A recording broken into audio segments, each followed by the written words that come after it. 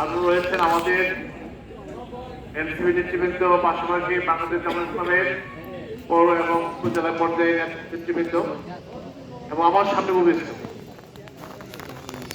ভদ্রপুর এলাকাবাসী, সম্মানিত ভোটারবৃন্দ এবং সুধীগণ, আসসালামু আলাইকুম রহমতুল্লাহ।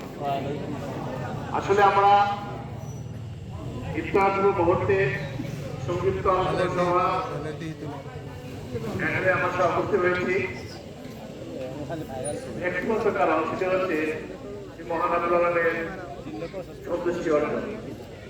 আমরা বিগত এক দেড় মাস যাবৎ ইচ্ছা প্রতিষ্ঠা করার জন্য আমরা সবাই পরিশ্রম করেছিলাম। 11 দলের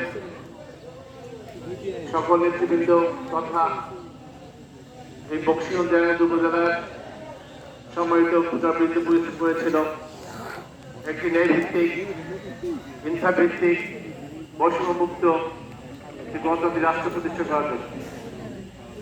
কিন্তু আমরা আসলে মূলত সফল হয়েছি, আবার অনেকেই এমন আমরা ব্যর্থ হয়েছি।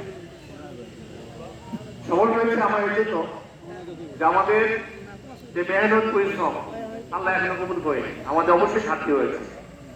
এই ঘাটতি আমাদের সংরক্ষণ করার জন্য, আত্মসংরক্ষণ করার জন্য আমাদের আল্লাহ আমাদের আবার সুযোগ সৃষ্টি করে দিয়েছে এবং পরবর্তী সময়ে আমাদের যে ঘাটতিগুলো রয়েছে সেই ঘাটতিগুলো পূর্ণ করে যাতে এই দেশ, সমাজকে, রাষ্ট্রকে যে পূর্ণাঙ্গ ইসলামের ভিত্তিক রাষ্ট্র প্রতিষ্ঠা করতে পারি।